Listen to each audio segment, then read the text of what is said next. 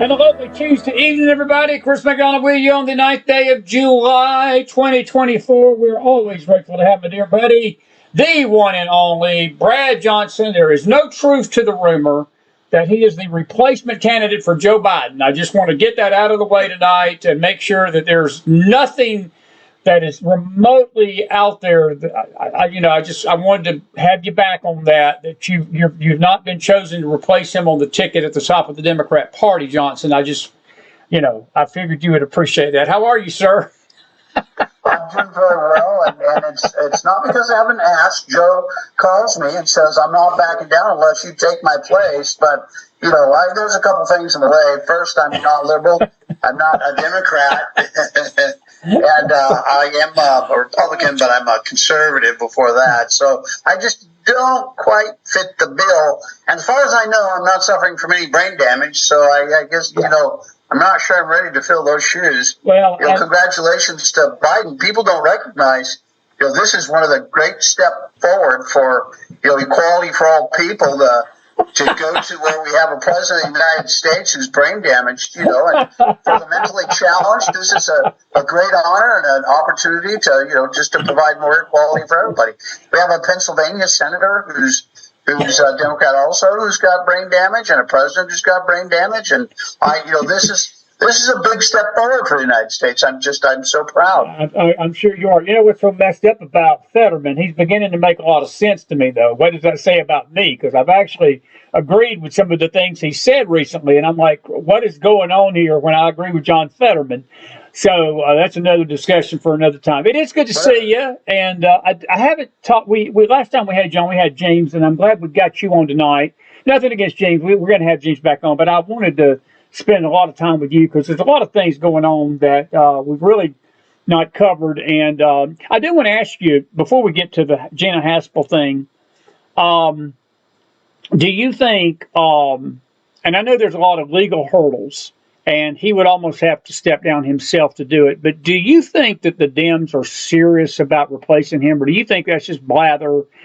And because I've watched it in 24 hours. It went from Armageddon last Thursday night in that debate, or 2 weeks ago, whenever that debate was, to all of a sudden they're saying that it don't matter what Joe does or don't do or however state he's in, they're going to vote for him. I mean, the hardcore elites are not, they're all running for the hills. Jerry Nadler today, he backed down. He was calling for Biden's head yesterday. Now today, Joe's the most, promising candidate we've ever had, and he's going to win again. So it's just so bizarre how politics, and you're in that Beltway area.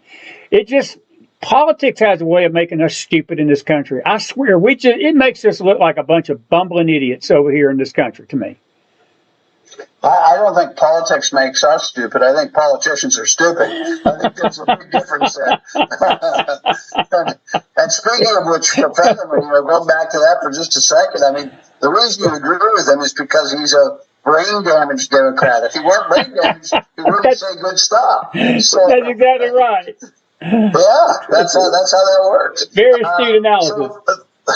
For the Democrats, what they've done, I mean, this thing about Biden, all joking aside for a second on Biden, everybody's known for the last at least 2 years that Biden is suffering from dementia of one form or another. There's some debate over which form it is because it comes in different versions, and all of that can be caused by different reasons and those sorts of things. But and this is something I've mentioned often overseas, being ex-CIA guy, I follow a lot of overseas news and sometimes in foreign languages and things like that, just to kind of keep abreast of what they're saying overseas.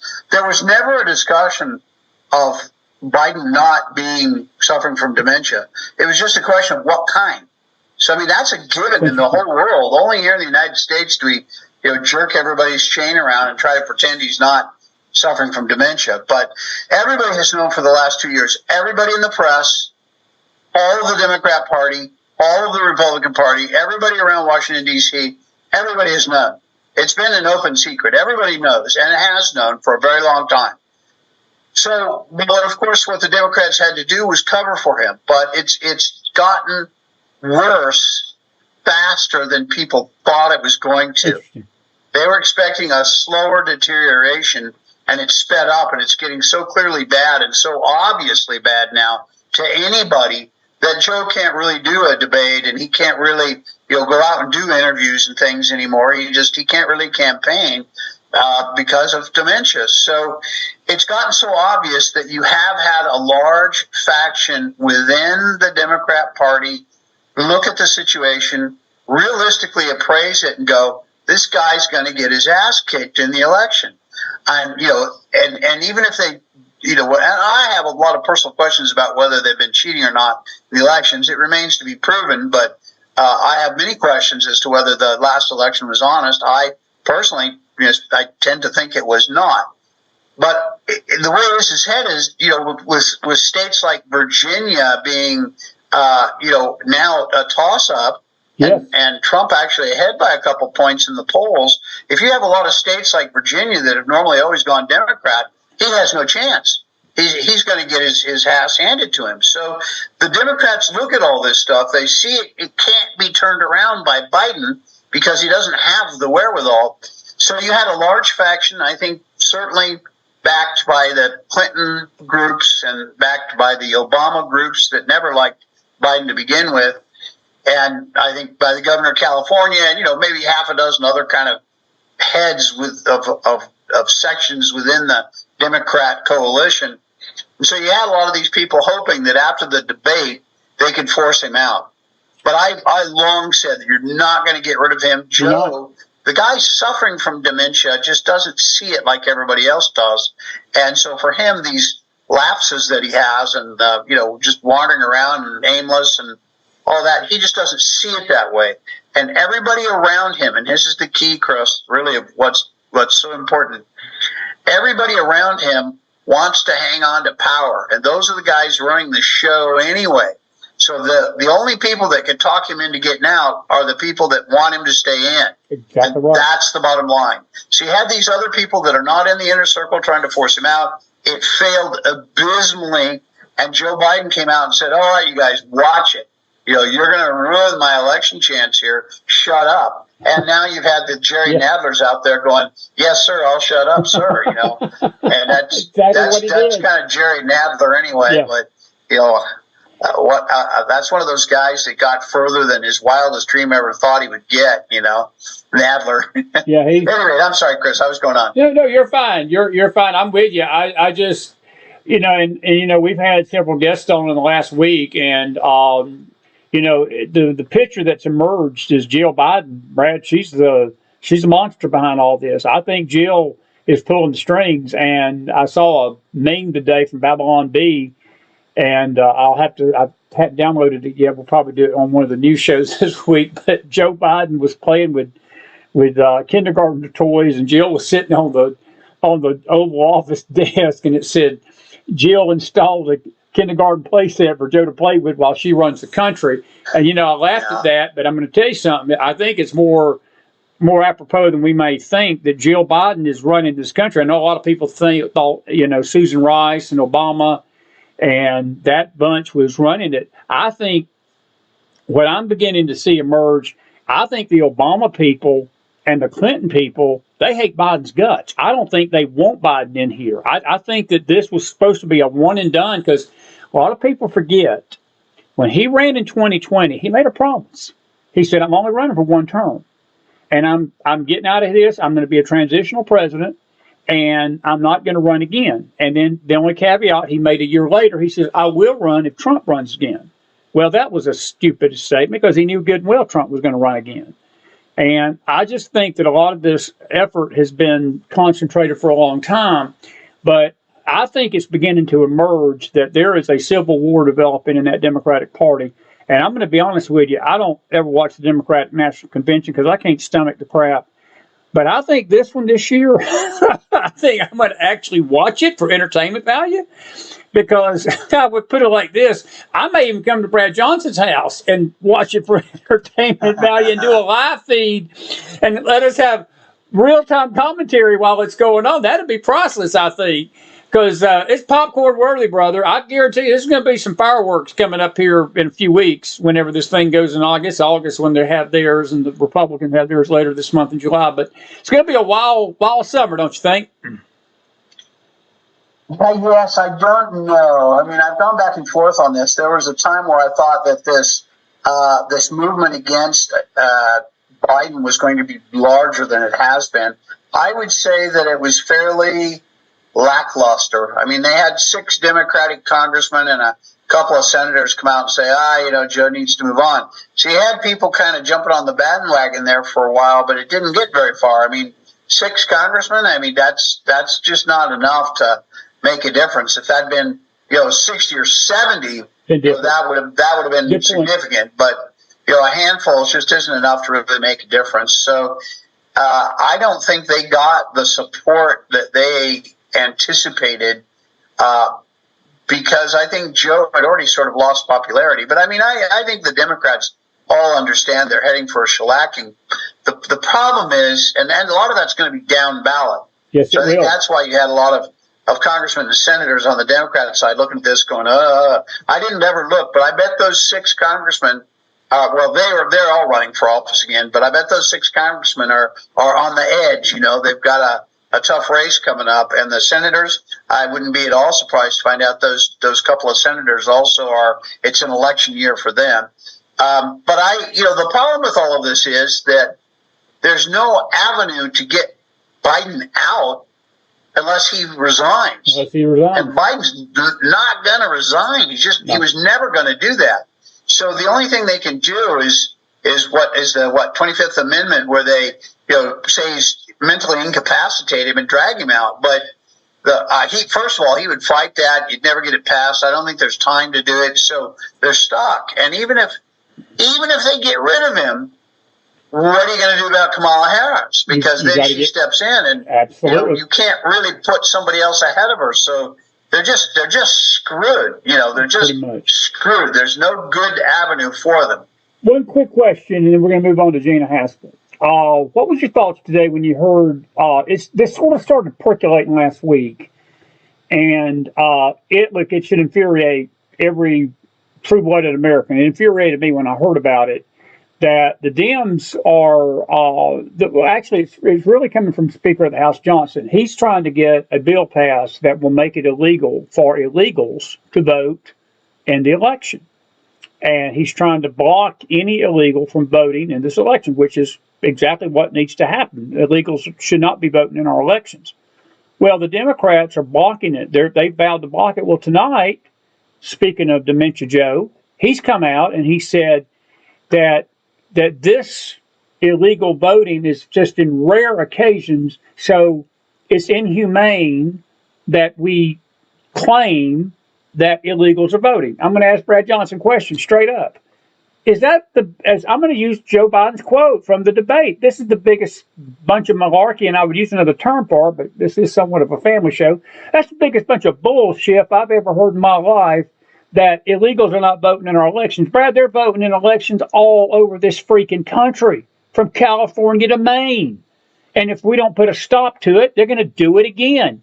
And I think it's exactly what the Republicans need to do. I know they ain't got the balls to see it through, but at least it's a start. At least saying the right thing. But when you hear stuff like that, is that a joke to you that illegals are not voting in this country? Of course they're voting in this country, and they shouldn't be.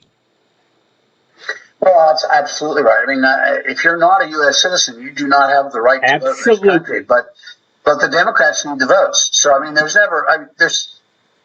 lot of people say a lot of stuff, but it always boils down to bringing in votes. The open southern border, why do they do that? Well, there's other reasons too, but the main one is down to votes.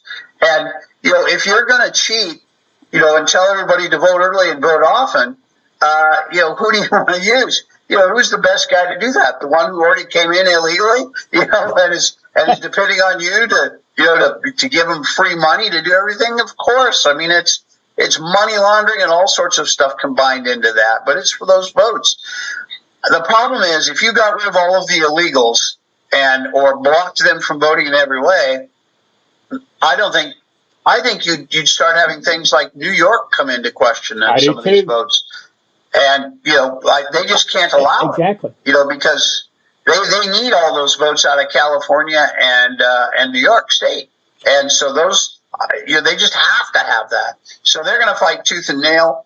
I think one of the reasons they hate Trump so vehemently is because of this. Because they know Trump's going to build the wall on the southern border again. If he gets in, he'll finish it. And he's going to start, cleaning house, whack-a-mole on all this, illegal voting every place, and he'll impose those. And Democrats are afraid they're going to lose control of the House and Senate and presidency and have a hard time getting any of it back if they don't have those votes. So yeah, it's a real problem from them, a real danger. I mean, it's a knife at their throats. So they're fighting back every way they can. And Joe Biden has to come out and say something. So, I mean, granted, he's suffering from dementia, but even then, he has to come out and say something so patently and obviously stupid and a lie, like, there's no illegal votes. We all know he's lying. I mean, Democrats know he's lying. They just don't care because they want those votes. So, and Republicans are wussies. They don't really stand up to it the way they should. Well, I saw something the other day, a bumper sticker that said, "When I die, please don't let me come back and vote Democrat." So let's just be honest with you. It's not just the illegals they like to vote. They like for dead people to vote. They give you a breath test, That clip right there says that exact thing. And I don't want me to vote Democrat. Yeah. I'm just saying. And that's what Republicans are trying to push to clean up the voting rolls, to get all the people that are dead and have moved away and all those people off the rolls because they vote them. Well, I tell you what, real quick. Trump came out today and he laid the hammer to the metal to the Republicans, and he told him, he said, "This is your number one job right now, is to clean this voting crap up." He said, because if you don't, we're going to have a repeat of certain things in the past that we can't say right now. But I'm just saying, I don't think my audience has to stretch too much what we're saying tonight. But the thing about it, though, Brad, is that the Republicans, this is not just morally right.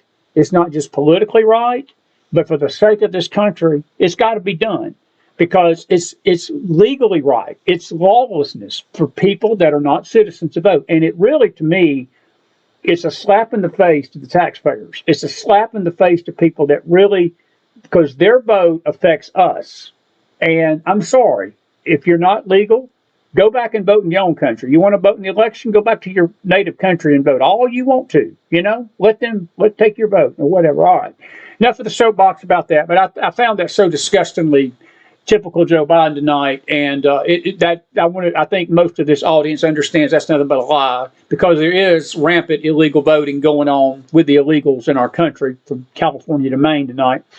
The reason I brought you on, we talked about this last time, and a little bit. We didn't get deep into it, but I wanted to talk to you about this report. 51 of these former intelligence agencies, officers, agents, whatever, that basically were put on the carpet about this Hunter Biden laptop. And you've got some things to report about that tonight. Gina Haspel, who I know you're not a big fan of, and I've never been a big fan of her either. She was the CIA director under Trump.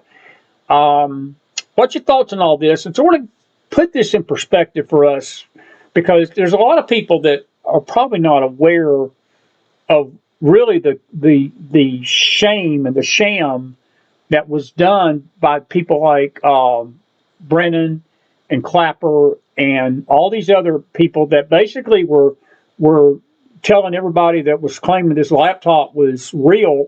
We were getting called every name in the book out here. Channels were being taken down.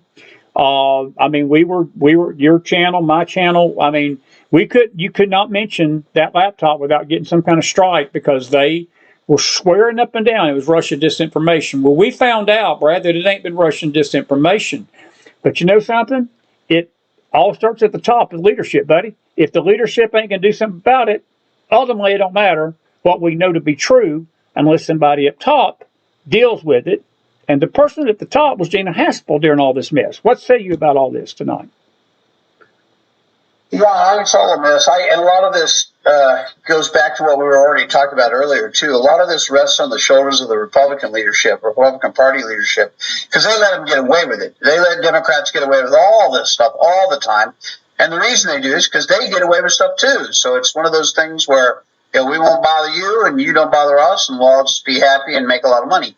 So that's kind of what you see. That's why the popularity of Congress among the American people is at like 6% or something like that. So, but back to kind of the theme here of the evening, that the 51. I mean, and let's call it what it is. I mean, they're basically traitorous pigs, and that's who they are. But that's who we have been putting in those positions for a long time. That's who these people are. They cannot be trusted with the positions that they're in, and should every single one of them have had their security clearances yanked, which is just a memo on the part of Trump. I hope that that he'll do that when he gets back into the presidency, but we'll see about that.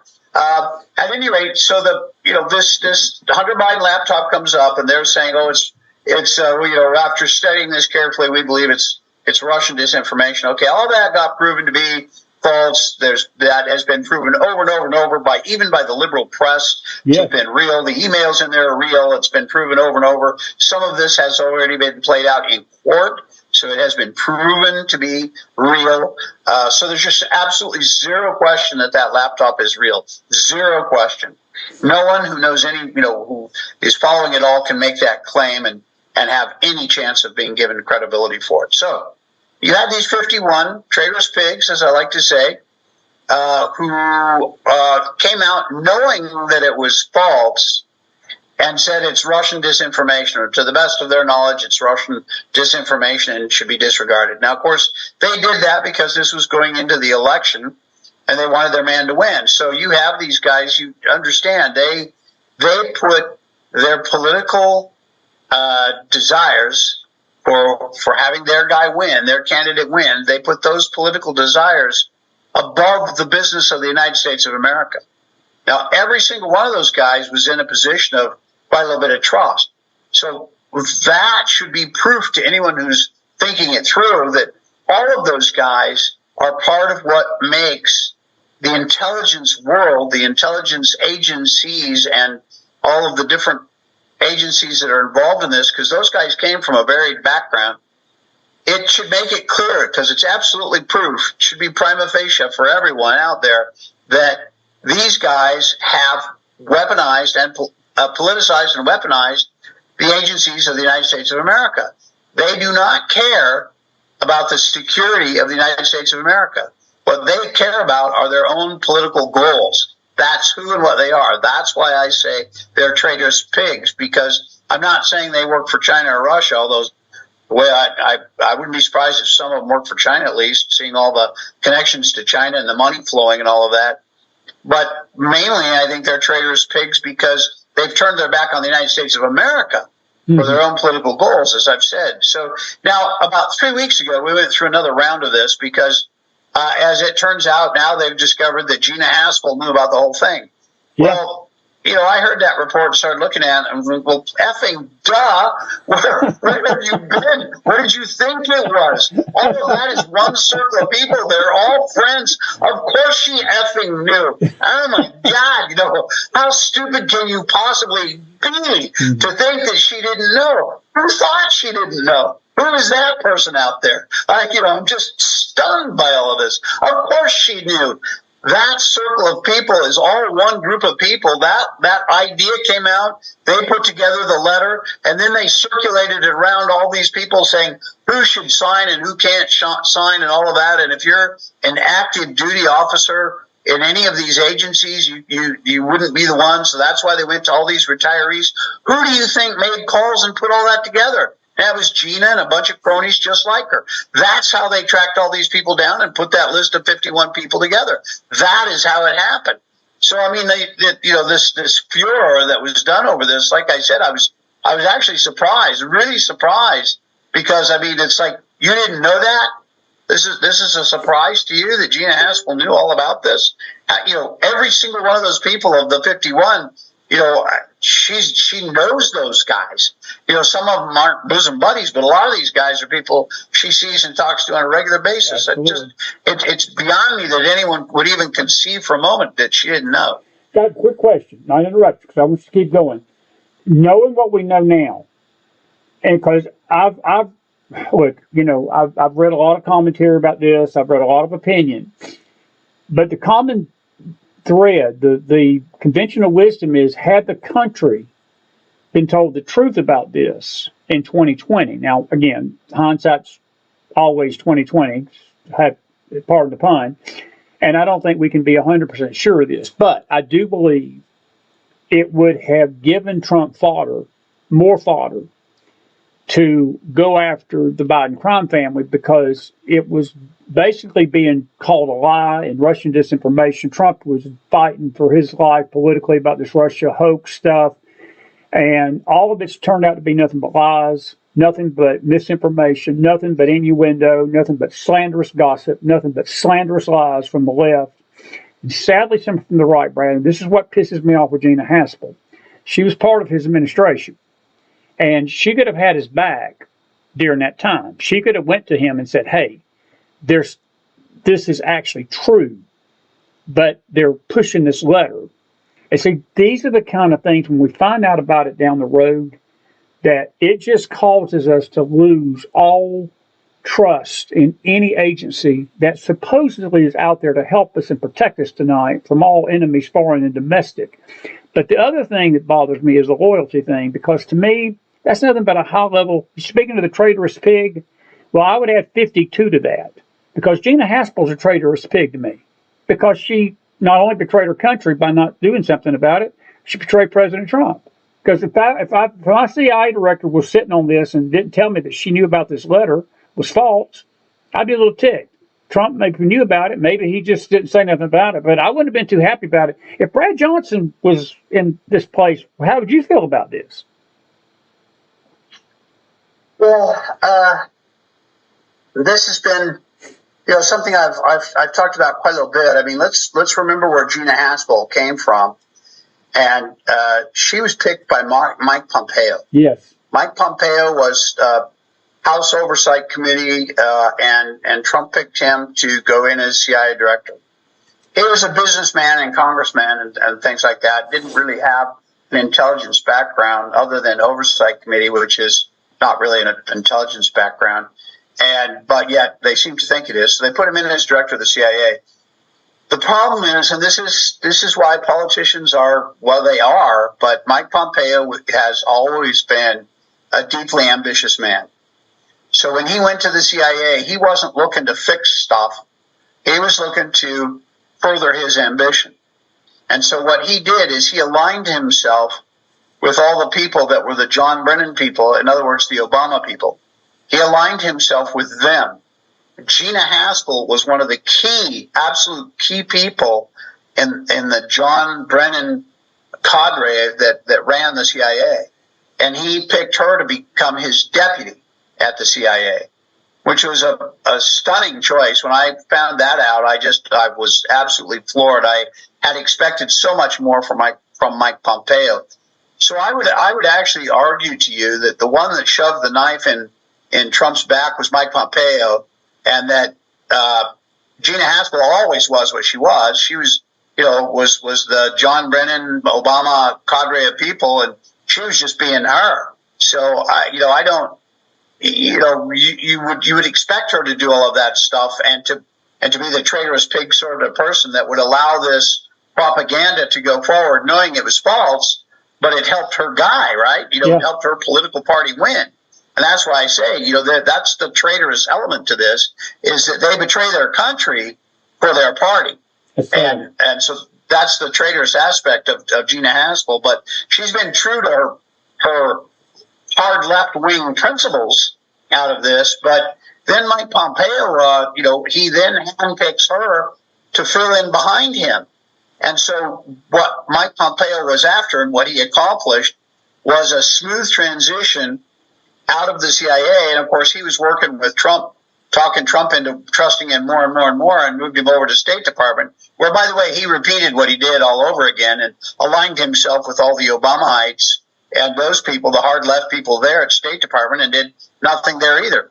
But that was what he was after. He wanted to be able to get in, not make waves, relatively succeed, appear to succeed, so that he could move up. And that was how he got into State Department, and then rinse and repeat, and appear to succeed there, even though he did absolutely effing nothing and then he could then run for president, which he did early on. He had his hat in the ring and was running for president of the United States. He saw that he wasn't getting traction, wasn't getting donations, and so Mike Pompeo is a smart man, and so he understands money. He's, like I said, he's a businessman, so he understands money and just saw it wasn't happening and dropped out before he damaged himself like some of the other people did. They hurt themselves by staying in. So I would actually argue to you that the person who stabbed Trump in the back there was really Mike Pompeo, because he allowed all this to happen. Now, Mike Pompeo in his book wrote that Gina Haspel is a conservative's conservative. Well, okay, I look at that and I say, well, is Mike Pompeo a moron? You know, because that's really stupid. But I know he's not a moron, so because I know he's a bright guy. So he's lying, you know. When he writes this in his book that Gina Haspel's a conservative's conservative, he serves her purposes and his purposes because he whitewashes what he did. You know, make it sound like, you know, he did the best he could do and picked the best people he could pick. And, you know, if they didn't hold up to the standard, you know, well, okay, they failed, but that's not my problem. I picked the best I could at the time. And so, but he does that because, it serves his ambition. Well, I mean, I would urge anyone to never, ever vote for Mike Pompeo for anything. But on the other hand, Mike Pompeo is a politician, and he's an ambitious politician and wanted to succeed, and he was doing what's good for him. Okay, that is, you know, okay, I don't count that as a traitorous pig precisely, because these guys are doing something that's much worse, and that's they actively are betraying their country for their political goals. Mike Pompeo is like a typical politician. He just didn't give a damn about anybody else or anybody of the country. It's himself first, which I would say, by the way, also, as you know, Rich Higgins, a friend of both of ours, I believe, and he was part of my Americans for Intelligence Reform. He was a senior fellow, and we have quite a few interviews of his before he passed away. Right. But one of the things he told me when he was sick, he got the jab and got a huge blood clot in his intestines, and they had to take it out. It had killed his lower intestines, and he got a transplant, and unfortunately passed away not long after he got that transplant. But so he was sick for a long time and they had several surgeries preparing him for the transplant.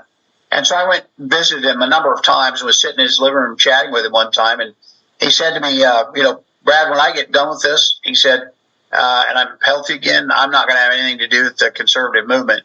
And I said, really, why? And he goes, because they're all self-serving. Every one of them, they're all self-serving. And I said, yeah, they are, but not, they're not all self-serving. I mean, look at me. I don't take a penny out of Americans for Intelligence Reform. Not one penny goes to me, because I want to be, I'm never going to be beholden to any donors or anything like that out of that, because I'm not depending on them to pay my salary. So it just gives me a certain freedom to talk bad about people like Mike Pompeo, where a lot of people won't do that. They're afraid to do that because people are going to say, oh, you talk bad about Mike Pompeo, I'm not giving you any money. It's like, yeah, fine, I don't care. You don't have to if you don't want to. But I'm free to say things straight that almost nobody else is, and that's one of the things that Rich Higgins was so right about. I mean, I know tons of these people around D.C. and they all live off of this. So it puts them in a box. Even, I'll say even Rush Limbaugh. If you look at Rush Limbaugh, who's probably the greatest, radio show host to ever be on the planet Earth, he was boxed in many ways. When we had the Republican, early elections trying to find the nominee for president, he was very careful not to talk, for somebody or against somebody. He would analyze the whole situation, but he was boxed in too, because all the conservatives fall into that trap of where they live off of it, and so they're dependent on it, and they have to be very careful then. So that was one of the things Rich Higgins said, and that would be what I would go back to Mike Pompeo and say that's one of the problems with all these people. That's why we don't see very many. There are a few conservatives that stand up, but that's why we don't see any of the Republicans do it, because they're dependent on all that. Most of these guys, and I know I've met hundreds and hundreds of these guys, most of them couldn't get a job if they weren't in Congress, and they can't get jobs until they've been in Congress a long time and go out and fall into some sweetheart contracting business sort of thing. So, I mean, most of these guys are dweebs. Yep. Got a great question for you from Amy Miller tonight. Good to see Amy. And she says, Brad, if Trump gets reelected, who does he fire as soon as he gets into office? And who do you think would be a good pick as Attorney General to help him clean up the agencies and corrupt agents? Because it sort of goes into what you've been talking about. And look, I'm with you, and I love Rich Higgins. I tell you, we had one of the best interviews with him. It was about a year before he got sick. It was 2020. I think we had a couple of them, and he was just a amenable guy. And he sort of expressed those same sentiments on this show, that both sides of the aisle had been compromised, but he was most disenfranchised with the right. And I'll just say this, in all fairness to this network, we've been doing this for a long time, 7 years. It's a long time. I mean, that's a long shelf life for a show like this. I love what I do. In the early days, we were mainly political. We were not as much faith-based. We're more faith-based now probably than we are political, but we still do political shows. And I still talk to guys like you and others. And I've just not been able to get out and about because our focus has been a little different. But in the early days, we met a lot of these conservatives. We met a lot of these people that are household names that, if we mentioned them tonight, everybody would know them by heart because they're on Fox and all these other outlets and so forth. And I could relate to what Rich Higgins was saying because I was very disillusioned by the reality of what I saw in person as compared to what I saw on that television. And you don't have to be around them about 15 minutes to figure it out that they're about themselves.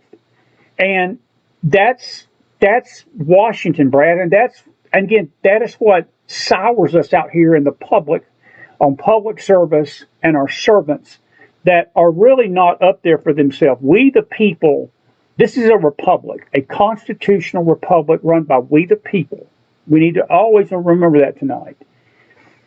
They work for us. We don't work for them. We're not beholden to them. They are up there with their sorry asses to work for us. And I think they forget that very quickly. And it's the same apples for apples that Rich, I think, was very much in tune about. And I get it. And I'm not saying this is a blanket thing about everybody, but there's a great number of them that are. But it's politicians, it's all of them. Because you got to figure the media, too, and I'll get back to Amy's question in a second because it's a good question with you. But the media is complicit in this, and the right-wing media is complicit because they cover for these self-serving people. They cover for them and make excuses for them and paint them as this grand bastion. And, before my dad died, I never forget sitting with him one night. And it's nothing against Sean Hannity. I know people like Sean. There's some that do, some that don't. I was visiting, and it may have been the Father's Day weekend before we passed, and Sean came on, and I said, "Hey, you watching Sean tonight?" He said, well, I've been watching Sean Hannity for 10 years. He said, I can tell you that he's saying the same thing now. He said 10 years ago that this is breaking news tonight and this is going to happen. And he said, it's just a bunch of crock. And my dad used a term that I was shocked my dad used as a Methodist pastor, but he let one fly that night. He had to repent later, but it was funny. But his point was, Brad, the media does this to us as well. They condition us to believe that the conservatives are up there fighting for us in D.C. and fighting for us, we the people. They're no more fighting for us than these Democrats fighting against us. And again, that's just my 2-cent commentary. What about Amy's question? If Brad Johnson was in power tonight, how do you clean this mess up? And who do you think would make a good attorney general for Trump? Good question. I think he's hit on precisely the right element. I would just say this: all of the federal agencies out there, with maybe the one exception of the military, they're just a little bit different. They're kind of set them aside as their own category. But pretty much everybody else, maybe some more, some less. But they all need to be fixed. They've all been politicized. They've all been weaponized. They all need to be fixed. And here's the bottom line: you cannot fix them with who is there. You cannot fix them with who is there. So who would I start with? Now, I've lived in countries that were socialist, communist countries. I've seen, the absolute disaster of what that is. If you have any belief in social justice, then you've got to be anti-left wing, because that, I guarantee you, it does not bring social justice to anyone. And well, maybe the leadership, because they get filthy rich and kill anybody that stands in their way. If you count that as social justice, I guess you can find that. But the legal system is the basis for everything being able to work. So the absolute key place that Trump needs to go for first is DOJ. And as I said, the leadership at DOJ is long gone. They've all been politicized and weaponized long ago. So he needs to get rid of all of the leadership of DOJ, all of it, and draw down from the lower ranks to come start to backfill and things like that. Now, the problem with that sort of stuff, and by the way, I do not know of a good candidate for the Attorney General. I just don't know who would have the wherewithal, the balls, the courage, the personal courage to take something like this on. That would be an extraordinary individual, and I don't know if there even is one, but hopefully there is somewhere. I would pick somebody from within, and I would pick someone down the ranks a little bit, but who knows all the players and can just come in and clean house first day. That's who I would pick. That's who I would look for, and that's how I would do it, and I would repeat that over and over. I would pick a lot of in-house people. I would not bring in the Mike Pompeos. And I think Trump has learned this lesson, because he's talked about bringing in Mark Meadows and being his chief of staff. And, he even said, Mark Meadows came to him going, I need a job. It's like I said, the vast majority of these politicians are kind of worthless people, because they don't really know how to do anything. And once they get out of office, they're, they unless they lined up some sweetheart deal somewhere, they don't get jobs because they don't know how to do anything. Well, not only that, but they backstab Trump 10 times over after they get out and run their freaking mouth. You look at Jenna Ellis tonight. I mean, Trump, nobody would have even known Jenna Ellis's name had it not been for Trump. And she's out there trashing him every time she turns around. And all of these people that he gave opportunity to, very few of them have stayed loyal. And look, I understand that our loyalty ultimately is to God. But, the way I look at it, if, in the politics, because politics is politics, I'm with Trump. I think that he embraces loyalty as he should, Brad. It's not that that's not being a tyrant. That's not being somebody that demands that. But I think it's character to stand with somebody that's giving you this opportunity and not stab them up the freaking back, because that's just DC too. That's just the way the country is in general. People just don't. We have no loyalty to our families. We have no loyalty to friends. We have no loyalty to each other anymore. It's like we backstab people at the drop of a freaking hat, and it's just society in general. But I tell you, you get in that political realm, brother. I tell you what. No wonder we ain't got good people running. I wouldn't want to get in it. I wouldn't want to. Would you want to serve in public office with the atmosphere it is right now? Hell no.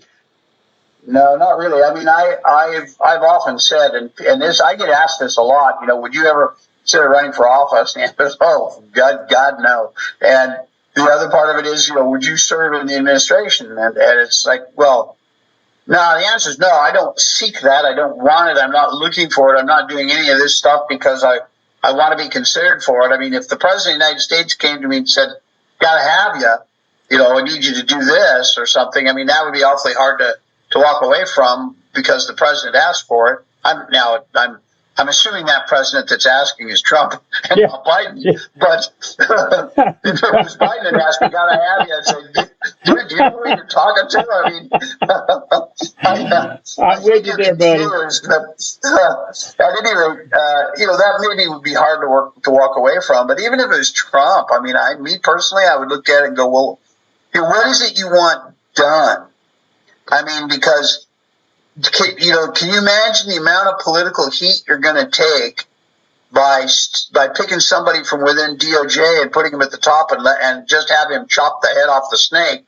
The amount of political heat you're going to take on that is going to be just overwhelming. I mean, I've said this many, many times. I think Trump fully aware of all of this, but the way to go about this is not frontal assault like that. The way to go about this is to do what Jimmy Carter did to conservatives in the different agencies at the time, and that is to do a reduction in force in some of these different agencies. That's in RIF. What that means is you basically, send letters to, a large percentage of the people and reduce the size of the agency in one fell swoop. And the other part of it is to do government reorganization, because let's face it, there's tremendous amount of overlap and inefficiency within the U.S. government. That is what you have to attack, because you can say, Trump can stand up and say, I am going to save Social Security. I'm going to save Medicare and Medicaid. Not only am I going to save them, I'm going to save so much fat out of how we're organized. I'm not going to get rid of anything, but I'm going to get rid of the overlap and fat within our government system so much that I'm going to double Medicaid, double Medicare, and double Social Security. And then what he does is reorganize government, cut out 50% of it easily. And within those reductions of force and reorganization, he rebuilds who's in there. That's the way to accomplish this. And if you suddenly double everybody's Social Security payments, you double their Medicare coverage, you double their Medicaid coverage, you reduce everybody's taxes by 25, 30%, the people will love it. That's the only way to get this done, that sort of tactic. If Trump was going to do that, and he wanted help on how to structure this stuff, and then, I was going to go in using that structure to clean up intelligence-related stuff, then that would be fun. That I would probably enjoy doing. I mean, I wouldn't want to go back in, but that would be fun. I would enjoy that sort of project. But, if he comes to me and says, we want to, go take this and post in the intelligence community, first of all, the Senate would never confirm me because of all the stuff I say. And, they just would never do it. They would pull. I was used on the big screen in the January 6th Commission. Yeah. They'd pull up all that stuff, and they'd be saying, this guy's crazy. He's a conspiracy theorist. He's all this stuff. They'd never pass me. Republicans wouldn't vote for me because I talk bad about those guys all the time too. So it's it just would never happen. Old Mitch McConnell. I mean, that guy's a schmuck. I talk bad about him all the time. You think he's gonna get me through the Senate confirmation process? Never happened. Never happened. Couple of statements. By the way, I hadn't even said hello to my audience yet tonight, except at the beginning. Hello, everybody. We're grateful you're with us tonight. We got Brad Johnson, former CIA operative, with us tonight, and we're grateful for you all listening. We got a good crowd in X tonight, Facebook, and YouTube, and some good questions already. Corey Aguilar from Facebook tonight says, is there any honest people left? You mentioned from within. Do you have faith that he has a pool of honest people that he can trust to clean this? You told me something first time we ever met, and it still is stuck with me to this day. You said that if you were in charge of things and you had carte blanche charge, you would take the top 5 officials of every 3-letter agency, get rid of them, and start over. You still feel that's, I know it's not doable, but do you think that's a start? And if we remove the 5 in every agency, is there 5 underneath him that he can trust, or is there at least 1 in any of these agencies that he can trust, Brad? Because I do believe, I'm with you 1,000,000%. You got to have an overhaul, and I just don't know if we got the guts to do it in D.C. I don't think we got the stomach for it, and unfortunately, it's going to continue this roller coaster we're on is going to just keep going and going. It's a perpetual treadmill of hell, and are you okay? I mean, is that an accurate statement tonight that it's going to require that kind of house cleaning to fix this? Well, no, I guess as looking back on it, I kind of lied to you there because taking out the top 5 wouldn't do it. I mean, I would add a 0, top 50. Yeah, I think we're right on at that point. Top 50, yeah, we're approaching what we need to clean the thing up. But top 5, I'm afraid I was overly optimistic on the goodness of what's out there. There's good people around. I mean, but unfortunately, there's not many. I had a meeting with, in fact, Mike Pompeo years ago, and while he was still a congressman, and I made the comment that 90% of the Democrats, and both House and Senate side, are scumbags, and with the Republicans, it's 50-50. And he looked at me and kind of went, "Yeah, that's right. That's about right." And I think it remains right. There's congressmen and senators out there that are decent people that would do well given the opportunity to do so, but the system's set up that doesn't really allow a lot of freedom for them to do these things.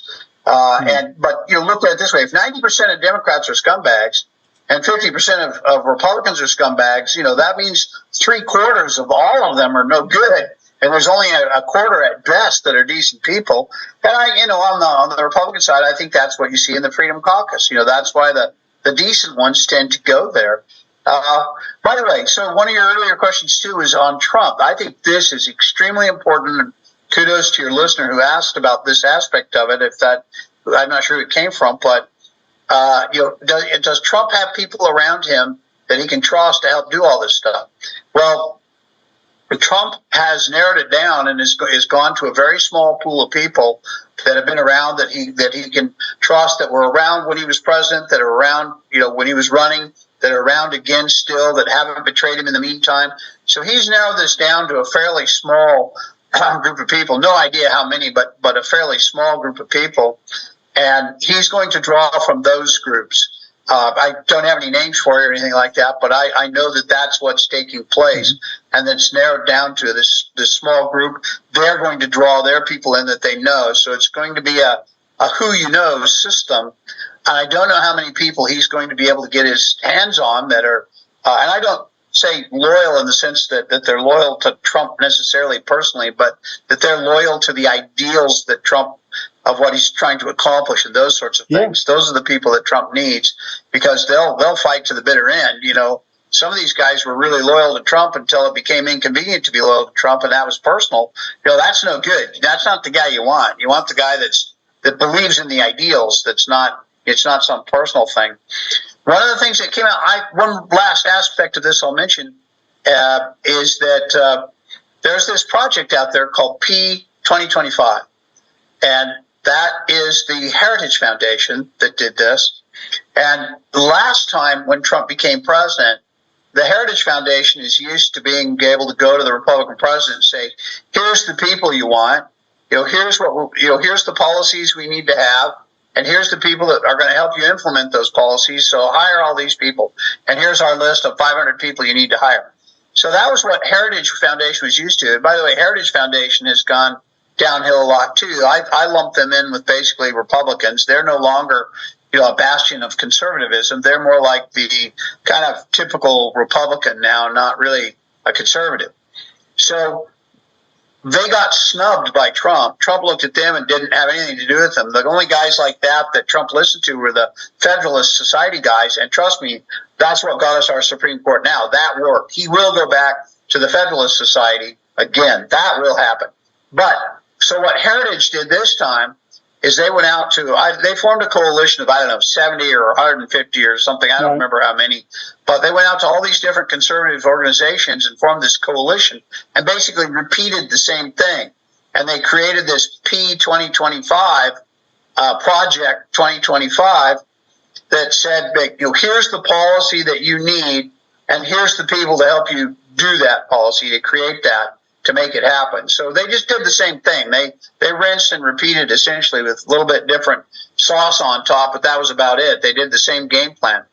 So they're very upset that the Trump people aren't interested and aren't looking at it and all of that, and have been kind of pitching a fit publicly. But I had some interaction with some indirect interaction with one of the key leaders of the P2025, who was just stunned that Trump's not interested, and this is what Trump should be doing, and he can't believe that Trump's not interested in this, and that Trump's not being conservative by not doing what Heritage is suggesting here, and all of this stuff. Nonsense. And it's not that everything in the P2025 is bad. That's not the problem. Trump's biggest single problem is who he gets in. We've all seen that, and you just asked that question basically. And what did P2025 not do? It didn't address the main issue. And that's exactly the people. Right. They did nothing to address the main issue of who are the people coming in. And I look at this and go, Heritage, you were so effing stupid. What were you thinking? You attacked half the problem and ignored the other half, and can't understand why Trump isn't interested. And in fact, Trump came out today, and there was a press release today. I think that was a like Facebook thing, or maybe it was X, Twitter, whatever. Trump came out and announced someplace, and he said, "Look, I don't know who these P2025 people are, but I got nothing to do with them. I've read some of the stuff they've written, and some of it looks good, some of it looks not so good, and some of it looks ridiculous. But whoever they are, I don't care. I've got nothing to do with them. I wish them luck, but I don't have anything to do with them." And that was what Trump came out and said today. And of course, Heritage is, I'm sure, pulling their hair out today and, crying in their beers tonight at the bar, wondering what went wrong. Which, like I said, I mean, how stupid can you possibly be to go put this thing together and not address the key central issue? Right. The personnel. Absolutely. I'm with you, buddy. And this watered down version, Suzanne Glidden, a good friend of ours, her son Dustin plays in Major Leagues, and she actually sent me a message today about this very thing. And she said Trump's come out against it. And I had not really been aware of it till tonight. So you must have been reading my mind or something, Johnson. You scared me because I was going to ask you about it, but you went ahead and answered it. So, I'm impressed. Chris, I don't read your mind. It's the listening devices I've got all over your office. I follow that stuff. Every time we're going to do an interview, I go catch up on them. Okay. I just want to make sure. We're on the same page there. That's good. Let me see if there's any other questions. I'm going to let you go. We've been going an hour. Good stuff. Roger Hooker did say something. Ellen's asking, what about him being blamed for Project 25? Well, he ain't being blamed for it, Ellen. He just disavowed it. I mean, and again, what Brad is saying tonight is that they didn't address it. And see, this watered down conservatism, that's what you just described to me is what's wrong with the Republican Party. You said it beautifully. They're conservative, we call them rhinos, but they're really chinos because they're conservative in name only. And it's not that, I don't say that the Republican Party is all bad, but this vanilla flavor that we got to it, that there's no resolutes, no absolutes with their position, and they sort of waver, and Brad, people are just tired of that. And Trump is, he's not going to get blamed for it. Look, the people can get upset about it, but look, I'm with him. I wouldn't have avowed some of this stuff, and I think, we were talking about this before the show, and we got to let you go here in a minute. We've been going an hour. But, he held himself quite well with Biden in that debate. And he kept himself calm, collected. He didn't take any barbs. He didn't take any bait. He let Biden go off the cliff. And I think what he's doing with these kind of groups like this is the same thing. And he's wise. Just let these groups pitch their little panty fits and let them scream up and down and move on and win the election. Don't worry about them because they're not going to win this election for Trump. This crap is not going to win the election. Look, Trump ain't got to make a hard argument. The country sucks right now. I mean, it ain't like you got to campaign hard to tell the country your country sucks. Your gas sucks. Your grocery bill sucks. Your light bill sucks. Your wages suck. You'd be taxed to death like a communist nation. Our border's wide open. We got 100 million probably running around the country. They don't even belong here. 10 million, whatever. You got corruption. You got a president. They don't know what day it is. That's got his hand on the nuclear codes that don't even know his name. That his wife is running the show behind him. So, yeah, I mean, it ain't like Trump's got to have the support of these Yahoo groups anyway. So, he's not going to get blamed for it, I don't think, Ellen. I think, to me, I applaud him for saying bye-bye. Now, I think I see her point. What she's saying is that people are going to try to time to that. I think that's why he came out today and did that. Is that your take on that? No question whatsoever. I mean, Heritage has been trying to tie themselves to the president, to President Trump. They've been pushing to get into his organization, to push the P2025 project through these contacts of theirs that are within the Trump network and campaign. And so they're pushing for that. But Trump, it's like I said, I think he said exactly the truth. I mean, Trump, for all his foibles, is basically a very straightforward guy. And he looked at it and said, I read some of your stuff. some of it's good, some of it's mediocre, and some of it's crap, and I think that is exactly right. Now, I haven't read tons of this stuff out of the Heritage Project because I don't care what they say. I mean, you can't trust those guys to come up with what we need. So I'm sure that's exactly right. Some of it's good, some of it's crap, some of it's mediocre. Yeah, and again, and I see Ellen's point because he gets blamed for a lot of stuff. And I mean, he gets blamed if he breathes the wrong way, wears a yellow tie, wears a purple tie, wears his different color suit. I mean, Trump gets blamed for everything. If the Antarctica melted tomorrow, they would argue that Trump was the reason the ice caps melted. If Elvis appeared back from the dead in your house, he would get blamed that he had hit Elvis in your. Trump would get blamed for the one hiding him in your house all these years, Johnson. I mean, there ain't telling what Trump would get blamed for. He'd get blamed for the McFiles ratings every night. I mean, I can see him getting blamed for a lot of stuff. Hey, buddy, it's always a pleasure to talk to you. And listen, I want you to hang loose next week and the next. We got the convention coming up. We got the announcement of the VP. And I may bring you back on next week briefly just to get your quick takes, because we're going to probably do a quick fire panel thing Monday night, Tuesday night, once we get this announcement in. So hang loose with me, and we'll get you back on soon. And as this election gets closer, you're going to be on here quite a bit. So, and I'll see you soon. I'm going to give you a final thought. Intelreform.org is his website. I encourage y'all to go visit his website. Good stuff. Final thoughts, and then I'm going to say goodnight to these folks outside the camera and sort of ask them a few questions myself. What's your final thoughts tonight on what we've talked about?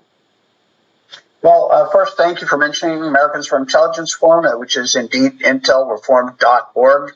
And for those of you out there, you've got to be a little careful which browser you use, because I'm probably one of the most censored elements out there. The 51 traitors pigs that we've talked about have all come up with various things to try and attack little old me. One guy operating out of this hidden room behind me where Elvis stays, and and they go all to the trouble, which makes me think I must be right on target, pointing out the stuff I'm pointing out. So I always appreciate your audience. Always glad if they'll come take a look at the website. Try to make it a nice website, and keep it up to date as best we can, and put stuff on there. In fact, I did a podcast. I call my podcast the Bradcast. I did a Bradcast on this P2025 thing just like 4 days ago, which I always wonder, I do stuff like that, and like 4 days later, suddenly President Trump is talking about it. Yeah. I always wonder about that. I mean, that's happened probably, 15, 20 times. And it always makes me wonder if somebody is in his campaign is watching those and saying, God damn it, get on this, go say something about these guys. That's this, and he's right. This is brewing out there. Makes me wonder, like I said, maybe it's just, wishful thinking on my part. Anyway, Chris, thank you so much. Always great to see you. Elvis always sends his regard. He thinks very highly of you. So we'll look forward to speaking to you again whenever you want. Listen, one quick question. Dennis Floyd, who's your pick for VP? I know you don't know who it is, but if Brad was choosing, 1 minute answer. Who's your pick? Who do you think he should pick? Opinion question. I honest to God don't know. I just don't know. I would do it based on the facts of who's going to bring what states into play that Trump needs, and I don't think Trump's going to need the money, so I don't think it's fundraising that's going to be the issue. I think it's going to be the state or two or three where that VP candidate can campaign effectively it needs to be the criteria. I just don't know how all that shapes up. I mean, for me, a guy who's not on the list that I always liked was Jim Jordan, for example, because he's a ball of fire, does a lot of stuff when he can, and he's from Ohio. So Ohio is a big deal. So I always thought that guy would be a good candidate, but I think he's happy where he's at. And these other guys, I just don't know if they could swing Virginia, one of them, for example, it's a state that the Democrats count on, stuff like that, or, Wisconsin or any of the battleground states, those sorts of things. Or if he could bring New York into play or something like that, I would go with the candidate that could do that. I apologize. I get asked that a lot, and I just don't know. That's fine. I don't think any of us know, and I've got a gut. I may be wrong about this, that these names that these media types think he's going to choose probably going to be shocked Monday. I may be wrong about that. I'm leaning toward J.D. Vance. There's something in my gut that says he's leaning to him more. There were things indicating the governor from North Dakota was, leading that way. And you hear one thing one minute, you hear another thing another minute, you hear another thing tomorrow.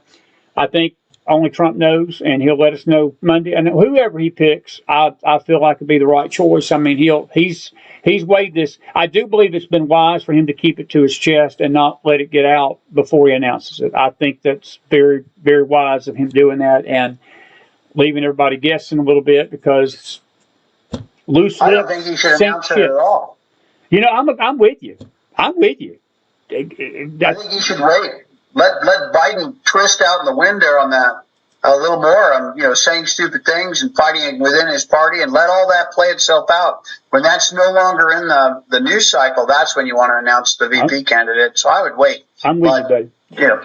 God bless you, friend. I appreciate you. Listen, I'll see you soon, my friend. And I appreciate you much as a friend and as a host of a show that you've been always ready to answer the call anytime we ask, and I thank you for that deeply. And may God bless you tonight, and we'll be in touch, okay?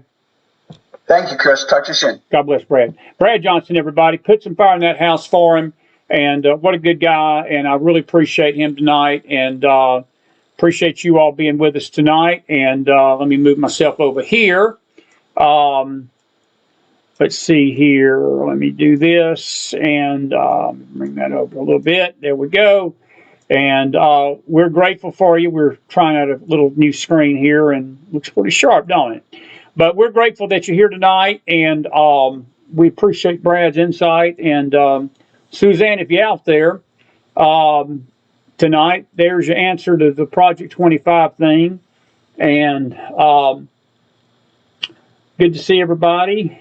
Good to see everybody. Intelreform.org. Thank you, Outdoory. That's his website there. And Seventh Son, I'll send that on to him. He says they probably promised Joe an escape. They promised Stephen an escape also. We saw how that went. Brad knows what I am talking about. Well, Seventh, I'll pass that on to him. I'm sure he does. I'm sure he does. The choice for VP, I want to talk about that just for a few minutes. We're not going to have time to do headlines. We're going to do a new show probably Thursday night. No guests Thursday night. We have a pre-recorded interview. We still got Alice Linehan and Bill Federer's interviews, and Holly Peavick's interview still that we haven't played yet. So we got some shows in the bullpen, but I tell you, everything's been happening so quickly, it's sort of been hard to not come on live and talk about these things. I think that none of us really ultimately know who that Trump's going to pick. I know that everybody's got an opinion. We've had a wide range of opinion when I've asked that question here on the network. A lot of people love Ben Carson. A lot of people, Sarah Huckabee, his name's come up. I think it was Ricky, maybe last Monday night, that said that possibly it's somebody not on the list, and I agree with that. Magdalene said the same thing. Tim Scotch, I asked her, I sent her a text yesterday, and we're going to get Magdalene on here Monday night, probably after this announcement, to talk about it. From the young person's perspective, she believes Tim Scott is going to be the pick. We'll just have to wait and see. I want to just say this to our side.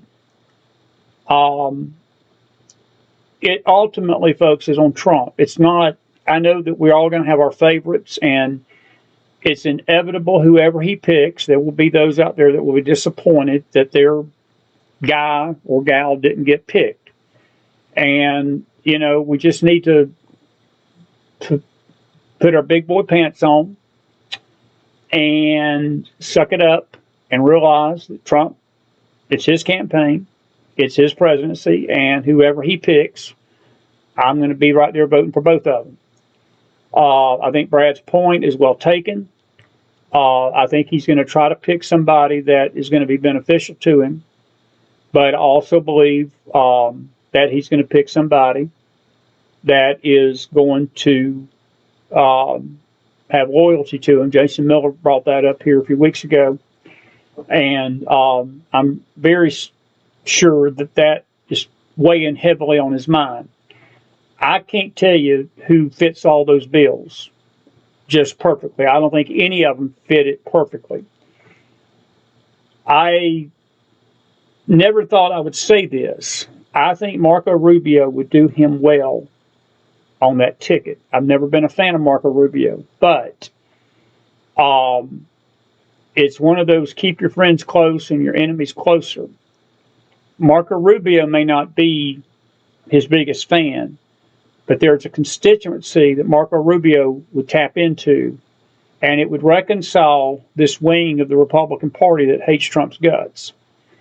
And it's possible that Marco, he may not pull all of them in, but he would solidify the base, because you would have a mega candidate and more of an established person in D.C. Now, I know I can hear the echo chamber already. Well, that's what Pence was, and that is true. As I said, I'm not saying that's the best choice. I'm just throwing that out for thought. I'm sort of torn. I've listened to all of these guys. They've all got good qualities. They've all got negatives. I've got this funny feeling that it may be somebody that we don't know about, and we'll just have to wait and see. But whoever it is, I believe Trump will pick the right person for him. And so forth. All right. If you got a question or a statement, Liz Goldman says, I wish they'd pick Don Jr. just to blow the Dems' minds and the rhinos. Liz, probably so, but Corey's point is right. They're already accusing him of being a tyrant. And if you put his son on the ticket, oh my Lord, it would blow their mind, all right. It would blow their mind, yeah.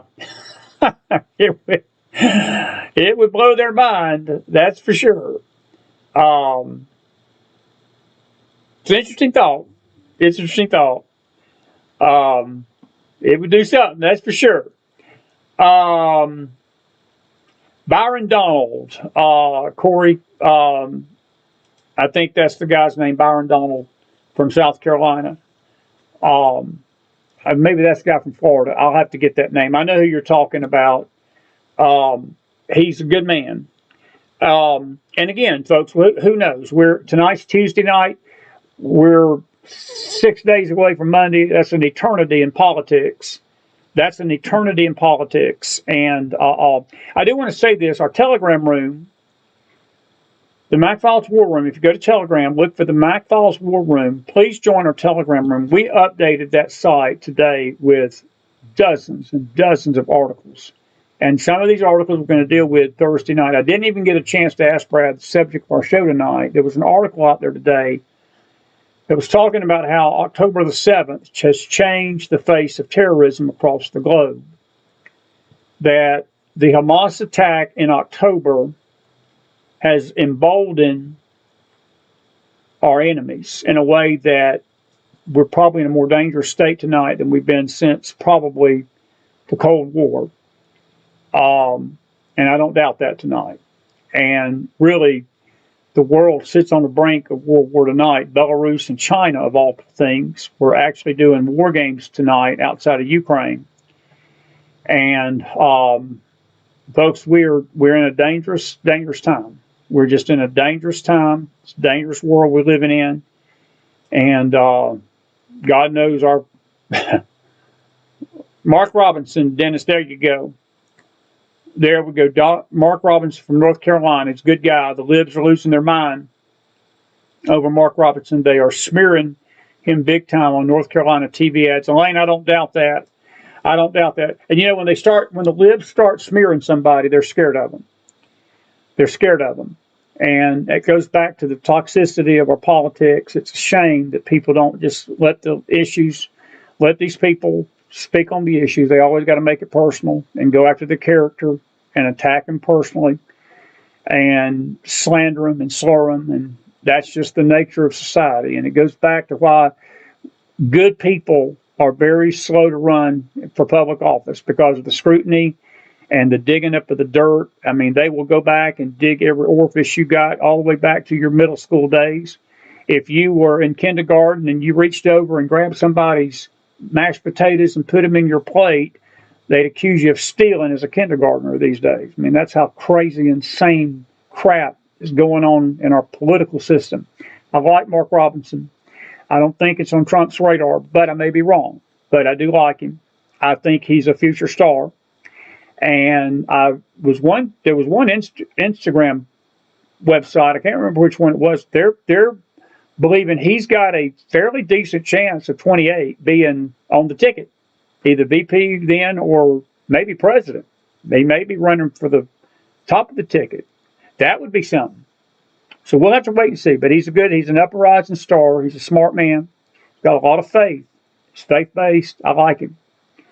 And so Trump's got a lot of good choices. He's got a lot of good choices out there. We'll just have to wait and see. We'll just have to wait and see. Anyway, Jones Tinsley. Excellent thought. Liz Golden says if they can't find dirt, they will make it up. We need a VP that can withstand all they will come up with this time. Liz, that's a good point. And, you know, that's why politics is a dirty business and it's not for the faint at heart. If you get into it, it's a contact sport. It's a contact sport. And as we found out, they treat conservatives a lot differently than they do liberals. I mean, they don't treat liberals like they do conservatives. They bring up everything they can.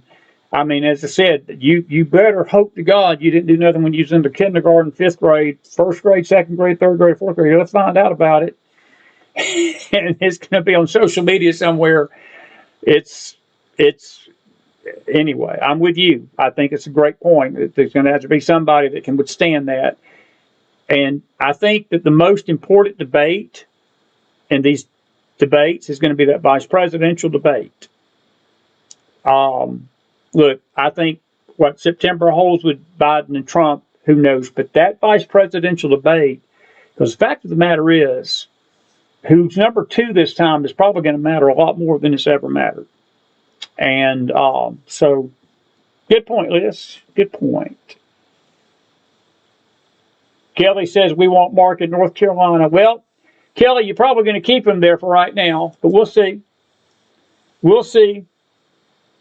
Amy Miller says, I worry if he picks Rubio for VP that votes that doesn't set us up in 28 for a good presidential candidate. You know, Amy, I agree with that. And again, I was thinking more out loud. I was thinking out loud more than anything. I believe that, you know, he would bring a constituency, a part of the Republican Party in, but your point is well taken, and I'll tell you why. We've got a real shot in 24. I believe we do, if we can get this election fraud fixed and all this stuff fixed. But we've got a lame duck president either way. Whether Joe Biden gets back in or Donald Trump gets back in, we got a lame duck. 4 years, that's all they got. 28, we start again. Both sides are having a fresh start. And whatever Trump can do to slow down this train of wreckage will be most welcome. I know by this host, and I think by most Americans. But he ain't going to be able to fix much in 4 years. The next election is going to be crucial to whether we go back to the hell that we just come out of or we move forward. And I believe the only way we move forward is a mega candidate, just like Trump. And there's a list of people that would fit that bill. Marco Rubio ain't one of them. And I see your point, and your point is well taken. Your point is well taken, because he's not that candidate. I tend to believe J.D. Vance, if I had my top 3 tonight, who I think is probably in Trump's mind, J.D. Vance is in that list. Tim Scott is in that list. I know people are saying VVAC. VVAC's not on that list. He's not going to pick VVAC.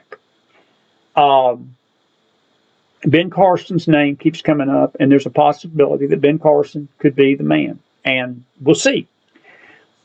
To go to Liz Goldman's point, I don't know if Ben Carson's going to have the the fight in him. I've watched J.D. Vance on these CNN shows, and he holds his own pretty good. He gives it right back to him. He gives it right back to him. He doesn't back down. Tim Scott's sort of a waffly, trying to please everybody kind of guy, and the VP cannot be somebody like that. He's going to have to be a Trump-like character and punch back a little bit. That's why I like J.D. Vance. I'm not saying he's perfect. I'm not saying he's a perfect choice, but I'm just saying you're going to have somebody with that disposition in that place. But anyway, I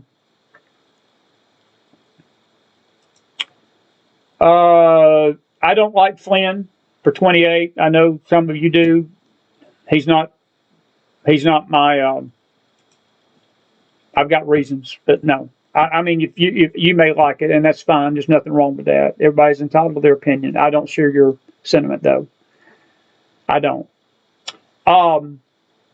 Anyway, listen, we're grateful that you've been with us tonight. It's 9:30. Actually, it's almost 10 o'clock in the East, and we were hoping to have a news headline thing tonight. We're not going to be able to do that. It's late. Brad did great. He did a wonderful job. And I want you to put some more fire in the house for him. I'll see you in the morning, early, on the Faith Network. We'll be back here tomorrow night for our Faith Show, Wednesday night. And then Thursday, we'll have a news roundabout. And Friday, we'll be on late maybe with another news outlet. And we may play a replay show. But a couple of more shows this week. And then we'll be back to normal next week with some shows. Tuesday night next week will be late because I'll be in studio. But we got a lot of good stuff coming up. And, we'll break in if we need to with a special show if we need to. But listen, we're grateful for you being with us tonight. And thank you all for your donations and your support and listening. And I hope you enjoyed Brad Johnson tonight. He did a good job, didn't he? He hit a home run like he always does. And I appreciate him. IntelReform.org. Thank you all for being with me tonight. And we bless you all and so forth. And so forth. Janet, your statement about Vance saying he would not consider VP, that's news to me because he sure has been out there campaigning like he's ready to run for VP. I think if Trump went to him tonight and said, "You're my man," I don't think Vance is going to turn it down. I don't care. Look, politicians say a lot of things in interviews. It's like Brad said, it's about as worthless as the Pope at a Protestant convention. I shouldn't say it like that. But anyway, it's not going to matter. He's going to take the VP. If Trump offers him the VP, I see J.D. Vance taking it. I do. All right. Listen, God bless you guys. God bless your families. Have a great evening. Thank you for being with me on this Tuesday night. We always enjoy you coming on and chewing the fat with me. I enjoy you guys. Y'all been a great audience tonight. Thank you all for the good questions. Bring those questions back with you Thursday night. We got some news articles, some bombastic new articles at that. Look at our Telegram room, and we'll just leave it. We got some atomic bombs we're going to drop Thursday night on some of these news headlines with some stuff. Until then, McDonald out on a Thursday night. God bless you. God bless your families. God bless this great nation of America. See you tomorrow on another day. For you faith folks in the morning, if I go to that funeral, probably Thursday and Friday. But if we don't go to the funeral, we'll see you tomorrow. But definitely tomorrow night on our Faith Show for Wednesday night. Be with us on our Faith Fellowship then on the Faith Network. Until then, McDonald out on a Tuesday night. Good night, everybody. Be blessed out there. Put some fire in that house once again for Brad Johnson. Have a good night, everybody. Be blessed.